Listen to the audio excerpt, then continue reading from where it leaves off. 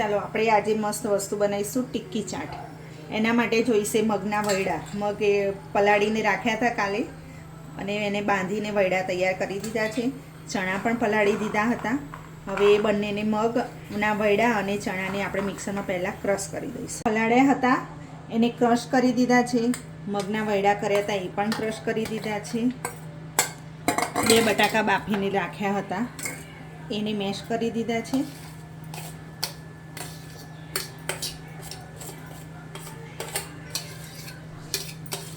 ચણા અને મગના વૈડા મિક્સરમાં ક્રશ કરીએ તો પાણીની જરૂર પડતી નથી, પાણી એડ કરવાનું નહીં. અને તેને અધકચરા આપણે ક્રશ કરવાના. હવે આ બધાની જોડે અંદર થોડો 2 ચમચી આપણે ચણાનો લોટ લઈશું.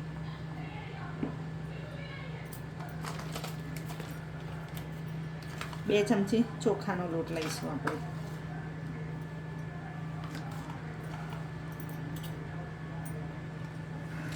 કઠોળ છે એટલે હિંગની જરૂર પડશે જ, એટલે હિંગ નાખવાની અંદર. લસણ કૂટીને રાખ્યું હતું તે એડ કરીશું. લીલા મરચાં ધોઈને સમારી રાખ્યા હતા એ એડ કરીશું આપણે. અને લીલા મરચાંની ચટણી કરી હતી એ 1 ચમચી નાખીશું. તમે જેવું તીખું ખાતા હોય એ પ્રમાણે તમારે બધો મસાલો કરવાનો.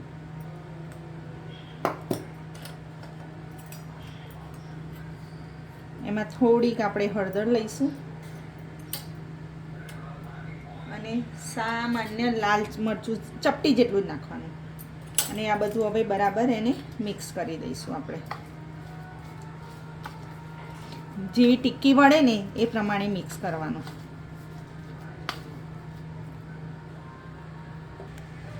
મિક્સ થઈ ગયું છે. આ સ્ટેજ પર તમને ઢીલું લાગે તો ચણાનો લોટ કાં તો ચોખાનો લોટ એડ કરી શકાય છે. હવે સ્વાદ પ્રમાણે આપણે મીઠું એડ કરીશું.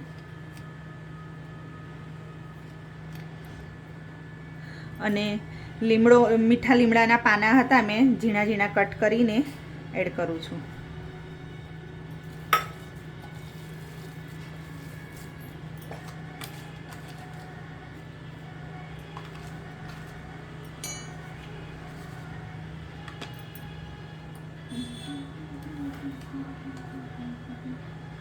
છે હવે આપણે ટિક્કી વાળી હતી એ ટિક્કી મૂકી દઈશું અંદર.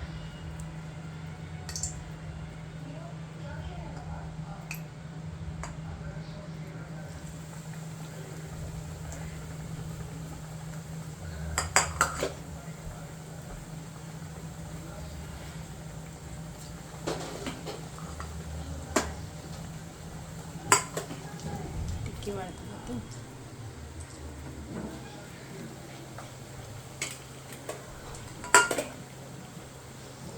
અને આપણે સેલો ફ્રાય કરવાની છે, ગોલ્ડન બ્રાઉન કરવાનું છે. અને છોકરાઓ કઠોળ ખાતા નથી હોતા તો આવી રીતે છોકરાઓ કઠોળ પણ ખાય અને એમને થોડું સારું પણ લાગે. ધીરા ગેસ પર થવા દેવાનું હોય છે અને કાઢવાની ઉતાવળ કરવાની નહીં. ગોલ્ડન બ્રાઉન ક્રિસ્પી થાય ત્યાં સુધી થવા દેવાની. ચાલો, ગોલ્ડન બ્રાઉન થઈ ગયું છે. આપણે એને કાઢી દઈશું ડીશમાં. એકદમ મસ્ત ક્રિસ્પી થઈ ગઈ છે.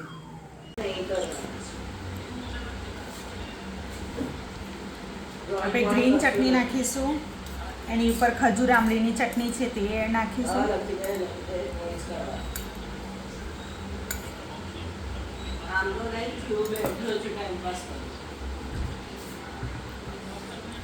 થોડુંક આપણે લાલ મરચું સ્પ્રિંકલ કરીશું.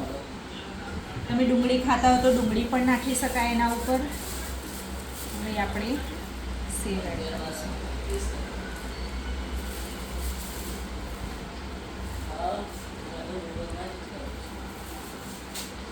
તો આપણી કઠોળની ટિક્કી ચાટ તૈયાર છે. વિડીયો ગમે તો લાઈક, શેર એન્ડ સબસ્ક્રાઈબ જરૂરથી કરજો. એન્જોય.